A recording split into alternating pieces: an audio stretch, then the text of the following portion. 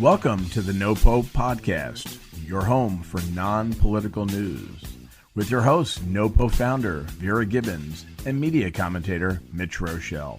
NoPo, news without the noise. Welcome to the first NoPo podcast. I am joined by Mitch Roschelle and John Iannuzzi for our first broadcast. For those who are just listening in, I started NoPo, a newsletter that was everything but politics, a couple of years ago. And I did it every single day, all day. I followed the non-political headlines. And my newsletter went out to my growing base of subscribers, and they said, we want more. Here's the podcast. Here's our first one. Pretty excited about it. And I'm so happy that Mitch, who's been a loyal NoPo subscriber, has jumped right in and is helping me host this. Mitch. What subscriber number was I? Was I like subscriber number 4 or something like that? I think you were 4 or 5. You came after my mom and like my sister. I was the first non-family member to subscribe to NoPo. And then the media sort of caught on. So I had Ron Insana, Bill Griffith from CNBC, a lot of people from Fox subscribed. And then when I took a hiatus, everybody's like, where's NoPo? Bring it back. We need it. And I was just burnt out, after doing this for so long that I thought I can't do it anymore. But there's definitely a market for non-political news because people are so sick of the hostility out there and all the bickering and feuding and the political divide. So we're on it. We're going to try to bring everybody the top non-political news headlines that we like and that we think are fun. Try to bring a little humor back into this crazy world that we're now living in. Emphasis on the word fun. Yeah, I moved down to Palm Beach because I was trying to have more fun. I came down here during the pandemic, and I haven't gone back to New York at all. Like once or twice just to check up on things and see how my apartment looked. Was it still there? Were there rodents living in it? But I've been sort of aging in place down here. Are you the youngest person on Palm Beach Island? No, the young people are coming in. The young people are coming in because of the schools. They're open here. So a lot of people, yes, we have a lot of old people. Yes, we have a lot of billionaires and millionaires, and they all came down for tax purposes. But you have the younger people coming down now because the schools are good and the schools in some of their locations are shut down. So we have a lot of people who had the same idea as I did, move down to Palm Beach. The weather's good. The climate's nice. A little hot now, but everyone's coming here. So it's you and the iguanas basically on Palm Beach Island? There are so many iguanas. I ride my bike every day, Mitch, as you know. I ride it from Palm Beach to Manalapan, and I have never seen so many iguanas. They're everywhere. They like the heat. They don't bother anybody, but they're definitely, they kind of come bouncing out of nowhere, out of the green grass. It's a little jarring when I'm riding my bike on A1A. Well, one of the things we're going to research and bring to our listeners is what the rules are with respect to iguanas. Because when we were doing a demo of the podcast last week with John, Vera said that it's open season on iguanas. So we're going to bring our audience the proper technique if you want to eliminate an iguana. I don't know if that falls into political or not, but apparently they can be a little menacing if you find this 5-foot dragon in your pool in Florida. Yes. Yes, people are having them removed from their pools and removed from their premises and removed from the golf courses. And now the new problem in Palm Beach is coyotes. So we've got coyotes, really? We've got stray cats, and we've got iguanas. But otherwise, everything's great down here. I think there's a circle of life in there someplace. But the real estate market is very hot down there, right? Isn't Palm Beach one of the hottest real estate markets in the country? How did you find a place? Yeah. Right. So when I came down here in March for a speaking engagement and never went back, my sister, who's in real estate, sold me a place right in town. It was the last deal. I jumped on it because I figured that everybody would be coming here. And sure enough, they are coming here. If you look at the inventory levels, they're at all-time lows. So people are having to go on the outskirts of Palm Beach or further down West Palm Beach or further down on A1A. There's just not a lot for sale right now. I really do think I got the last deal. And so some of these real estate experts have been going on the air and saying, yeah, Palm Beach is the hottest real estate market in the country right now. And I almost believe it. I mean, if you look at all the construction going on down here, a lot of workers, a lot of people getting ready for a busy season. As I said, like a lot of families are coming down here with their kids because the schools are open. They had a record number of new enrollments at, I think, the Palm Beach Day School. So this is where the action is. This is where the action is. Well, when I don't have to quarantine upon my return, I will come down to Florida, Vera, and we will do one of these in person. And what I'll hopefully be carrying with me is my new iPhone 12. Apple released their new line of iPhones this week. They stole a little thunder from Amazon with their 2-day Prime Day, but there are 4 new sizes of iPhones. And Vera now has an iPhone. No, you do have an iPhone, right? Yes, I have an iPhone now. Yeah, I have an iPhone now, but I'm not going to go for the 12. I'm not going to go for the 12 because I'm happy with my 11. But yeah, I was doing the Samsung thing, and my nieces were like, "Get with the program. You've got to get an iPhone." So I went with the 11, but the 12, the little small 12, looks interesting. They're saying this is the next big generation of iPhones. It's going to be great bestsellers, blah, blah, blah. I think that they're open. 5G. Yeah, I think it's the pre-orders, I think, start today, actually. Yeah. I'm not going to do the 12, but I do like the little small one. And I would, if I were in the market for an iPhone, probably jump in there and buy one, but how about you?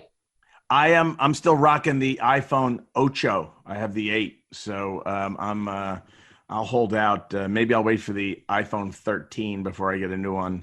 I don't want to say anything bad about this phone lest I jinx it, but it does work. But I'm sure for the holidays, my kids are going to be telling me that their contracts are up and they're eligible for upgrades, and I'll get suckered into iPhone 12s. The good news is they may not be listening to this podcast, so they won't hear me say that. But speaking of buying stuff, it was Amazon Prime Day for 2 days this week. Right.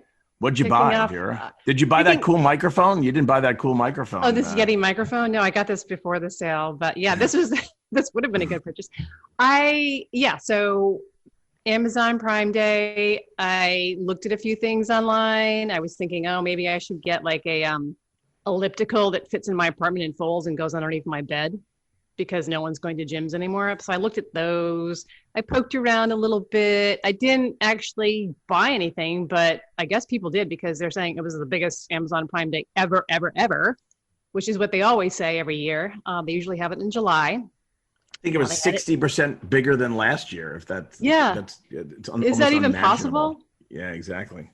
So now if you go back and read the headlines about Amazon, they're saying, it was a blockbuster day. But the company, what's really generating headlines is that the company is trying to position themselves as a small business friend, like some of the big tech companies. We're all in this together, and all these antitrust concerns, which probably takes us into a political territory, which we don't want to go into. But yeah, it was a good day, and they're not bragging about it as much as they normally do. The one interesting thing is that I'm surprised that Prime Day did so well, although I shouldn't be, because people have been buying stuff online like crazy since we got locked down. And now that the supply chain is somewhat fixed and deliveries are working more timely and Prime is actually Prime and shows up the next day, I thought that there would have been not as much pent-up demand and people would have sort of cooled their heels a little bit given the shakiness of the economy, but quite the opposite. People, jumped in with 2 feet and 10 fingers and bought everything under the sun. And in fact, I think Amazon is continuing the trend, and they're starting their holiday campaign today, and they're going to have daily deals. So Prime Day will continue through the holidays. So the holiday creep. It starts earlier and earlier and earlier, and no one's taking any chances this year, because what is Christmas going to look like? I don't know. Well, no idea. Dr. Fauci said Thanksgiving has been canceled. I hadn't bought my turkey yet, so I'm okay. But there's no Thanksgiving this year. Thanksgiving's not canceled. We're just going to do like 2 or 3 people and a little tiny, mini butterball. What am I going to do? Get like a Costco $4.99 chicken? We'll sit around rotisserie chicken, rotisserie chicken, and a couple of churros from Costco, and we'll bake an apple pie, and we'll watch. John's horrified. John's thinking tofu. I didn't want to say this, but Whole Foods has a wonderful tofu option. It's a tofu loaf that you could put brown gravy on. But the brown gravy doesn't have a meat base to it either. No animal product whatsoever, Mitch. And so, John, for those of you who are new to NoPo, which is basically everybody, including the three of us, John is a vegan. So on a weekly basis, we will have some bizarre interchange between a carnivore like myself and John, who's a vegan. So we don't hate vegans. We just like to pick on John. Just don't understand us. Yeah. You're different. You've been a vegan for a while, though, right? 6 years. Yeah. You feel good? You feel better? No.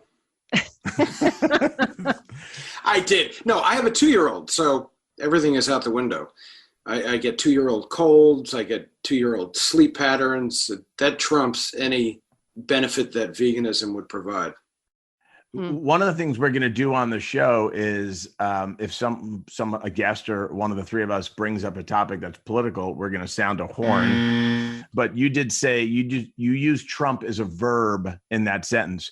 So I think that's okay as a verb. We're going to turn to the judges on this one, but I think that's okay. That doesn't fall into the political category.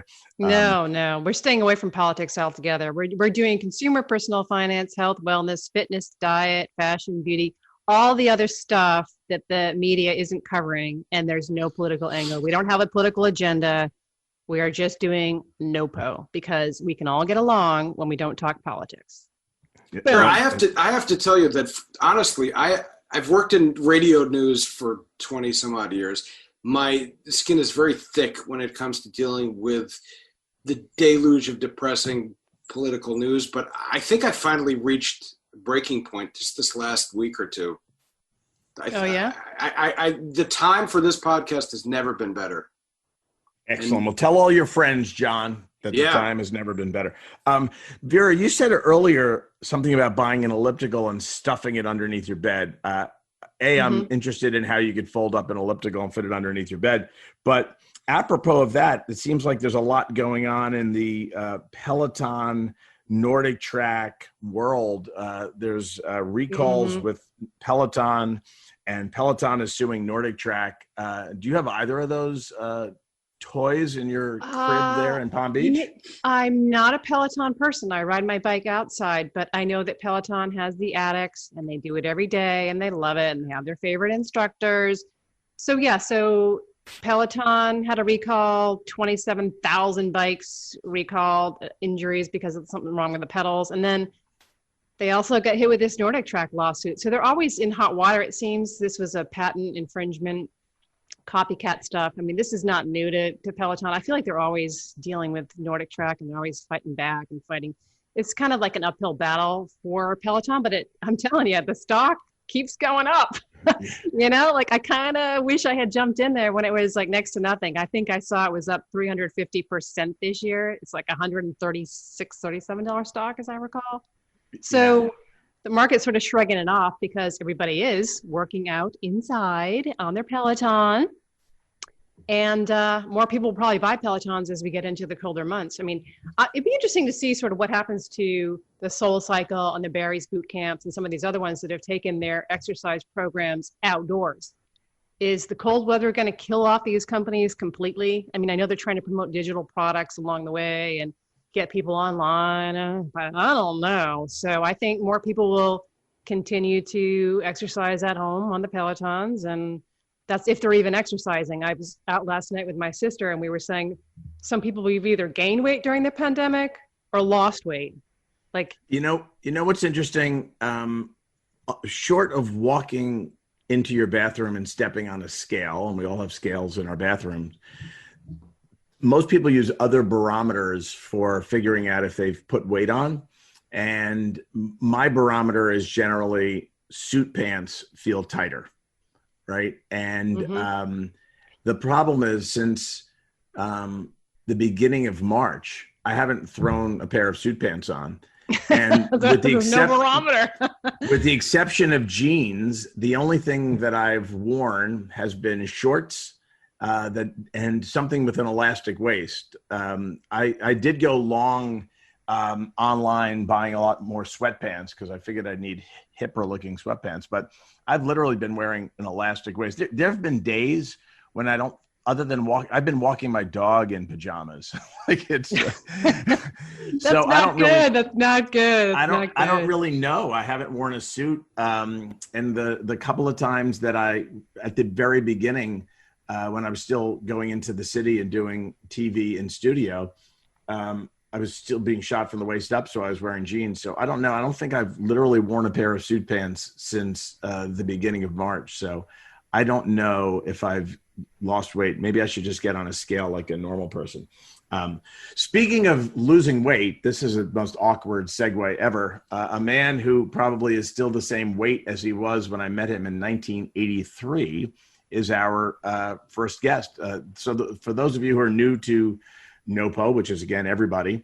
Every week, Vera and I and John are going to talk about non-political news stories and other stupidity.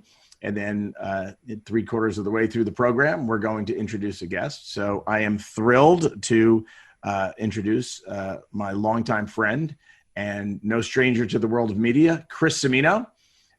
It's raining out, Chris, so you're going to have to indulge me as I pick on you after decades of being a local weather person in New York, as well as on the NBC network. But Chris Cimino, welcome to NoPo. Hey, I'm excited. I'm part of the maiden voyage here. This is kind of cool, actually. By the way, I sensed a little hate in that weight remark you were making. Hate. Okay. The fact is, I might actually be a few pounds lighter than I was in 1983. Oh, I know you do look great. I mean, Yeah. You look like you're like in your 20s, Chris. Oh gosh. I don't know what your secret is, but You want to be my agent? Or my next boss? Something? Yeah. But anyway, this is fun. I like the fact that it is NoPo, no politics. That means this is kind of like an agita-free zone. I don't have to deal with that. We're good.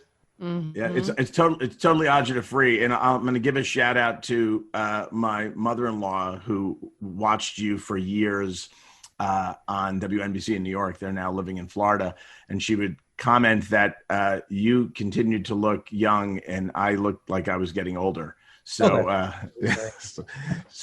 you have at least one fan there in my mother-in-law. So, Chris, you're going to join us for the next couple of stories. The first one is interesting. It's about turbo relationships and how during the COVID-19 lockdown, as people are starting dating, there's a newfangled sort of high-tech way of meeting your mate.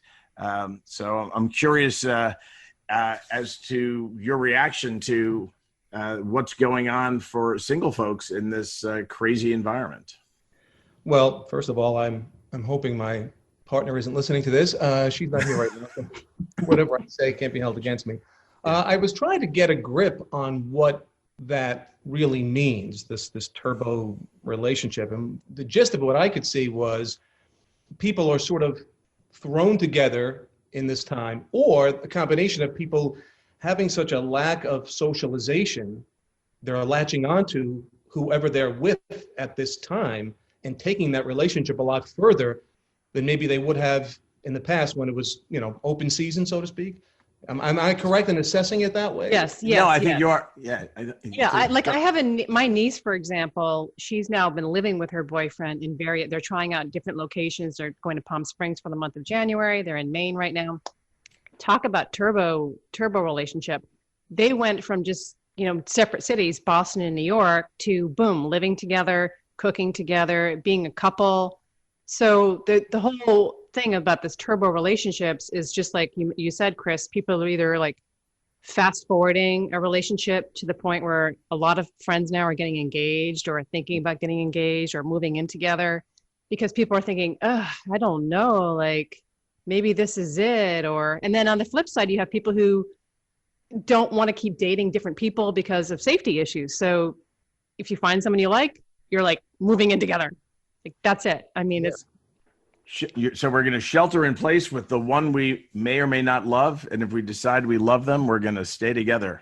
Well, it's just like an accelerated thing. I just hope in another 1 or 2 years we don't have an outbreak of PPDs, which will be post-pandemic divorces, because the realization, what the hell was I thinking? The world.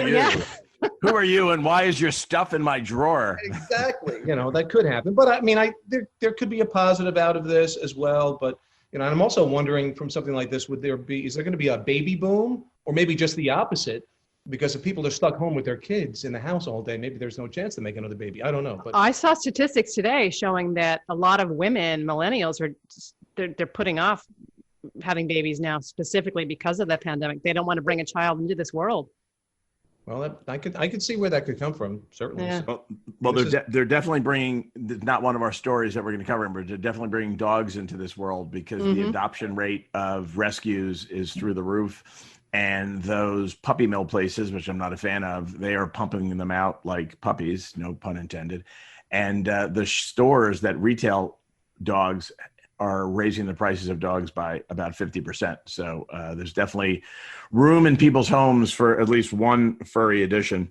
One other topic I want to get you to weigh in on, Chris, is food, because you have a phenomenal YouTube show where you cook a different dish every time. So I'd love for you to tell the audience a little bit about it and where to find it. But more importantly, I want to get your perspective on Dunkin' Donuts' new addition to their lineup, which is a spicy donut. Yeah, that looked a little crazy. But quickly to backtrack, the show really came out of the lockdown premise. I was living with my girlfriend at the time. We like to cook. So I said, let's just shoot a little something and roll on it. Seems to work. The chemistry's there. We have a lot of fun, and we have different backgrounds. Ethnically, she's from Puerto Rico. I'm Italian. And also we like other types of food. So we're sort of bringing all of that together on the show. But we want it to be a show that is, it's about the food and the recipe, but just about couples having fun. I think you can really connect in the kitchen while cooking. I know a lot of relationships, I've talked to people, no, I throw my husband out, and I hear the wife doesn't know what she's doing. I get her out of there. She just cleans up, that type of thing. But how big is the kitchen? That's the question. Yeah, this is still, it's a New York City apartment, so it's not huge. That is a little bit of a problem. If you have some engineering ideas, John, I'd really appreciate it. Sound and angles. We've got like 3 phones going and iPads, and then I try to edit this thing at the end. But you can check it out. Chris and Edmi's Kitchen. There's a YouTube station. It's EDMIS Edmi. Or you can check out my Facebook, Chris Cimino Weather, Instagram, Chris Cimino Weather, Sensor Trend. And you'll find every new posting on there as well. But this donut, what? Do they have like a tequila shot in the coffee to wash it down? I'm not quite. I think spicy. It's coming out for Halloween, I believe. So maybe they're thinking that spicy is a thing, but everybody's gone spicy. McDonald's has brought back the spicy McNuggets. So spicy is a thing. Well, spicy's good on, if it's savory type of thing, that kind of makes sense. And in fact, my girlfriend has turned me on to a lot of Indian cuisine, which I would never dare go to. But over the years, I found my tolerance for heat and my desire for that heat increasing. And I don't know, maybe it's the fact your taste buds get weaker as you get older, so you need something to kick them up. But it's a strawberry icing with cayenne and other pepper in there, some kind of like some kind of pepper. It's made with ghost pepper, which I guess is one of the hottest chili peppers in the world, really? Maybe? Like a habanero kind of pepper? You might have to wash it down with a glass of milk. Soy milk. Chris, one last thing before we let you go. Masks are obviously become part of our wardrobe. And everybody's wrestling with what the best mask for them is, not necessarily for appearance, but just for ease of use. But the folks from Hormel have come out with a bacon-scented mask. So not only can you look good, but I guess you could smell good too. Man, look, bacon, as far as I'm concerned, I just said this the other day in the kitchen. I said, man, I would love anything that smells like bacon. I'm kind of a bacon nut, so I like chocolate covered bacon. So a mask to be able to walk around and smell bacon all day long, hey. How about bacon underwear? That would really be something, huh? We'll go all right. There is a line, and we don't know where it is, but and he just crossed it. He just crossed it. The good thing about a podcast is you can say whatever the hell you want, but there will be a prize for the first person who curses on the air. But we're gonna. I know all about that, so don't worry about it. I got you covered. That's for a separate podcast. We'll talk about Chris's F-bomb on live television. We all listen. Every one of us has had a hot mic moment there, but for the grace of God, go all of us. Very true. Anyway, Chris, my friend, it was great to see you and hear you, and we thank you for being. We're talking 37 years, dude. 37 years. Yeah, it's crazy. It's crazy. I still like. Look, that's true. We still like each other. So next time I see you, I'll give you a hug. But keep cooking in the kitchen, and give us the name of that. Where to find you again? Okay, you can just go to my Facebook or Instagram. It's Chris Cimino Weather, or Chris and Edmy's Kitchen, which is a YouTube station. Also, I have a podcast running for middle-aged people. It's called The Middle-Aged Warriors, and that's wherever you get your podcasts. Yes, I just subscribed, so I'll be subscribing to this. I'm so happy to be part of the first show. John, Vera, Mitch, thanks so much for having me aboard, and you can be a guest on my show soon too. So I'm certainly back. I'm certainly middle-aged. That criteria easily. Me too, but Everybody stay well and stay safe. All right, Chris. Great to see you. Excellent. Well, thanks everyone for joining us on our first NoPo podcast. This is great. Yeah, this has been fun. John, any parting words as we I feel like Indian now. I think I have to order out some Indian. Oh, so what do you get? We'll wrap up with this with a food. So Chris, first of all, back me up on this. And you talk about spice. Any Vindaloo. Oh yeah, So, I just made my first chicken vindaloo a while back. There you go. Oh, because of the Lone Song, but there's another reason. Pick your protein and make it Vindaloo, and the rest of your afternoon is set. Oh, it's set, all right. All right. I don't know what either of you are talking about. But by the way, apropos of that, and maybe we'll sign off with this. I tried yoga for the first time 2 weeks ago, and it's not for me. And as soon as I could have told you that. Well, my wife, Debbie, should have told me that too. But the one thing I did was I politely sat there with my legs crossed, as everybody did the downward dog. But when the instructor said chaturanga, I actually thought it was a dish in an Indian restaurant. I had no idea what he was talking about. So that was it. In any event, if you want to find out what chaturanga is, people, you'll have to tune into next week's edition of NoPo podcast. Thanks for listening and your patience with us as we work out the kinks. But we will be back next week. Wherever you found this podcast, you'll find it next week. And we'll talk to you then. Have a great week, folks. Namaste. Bye.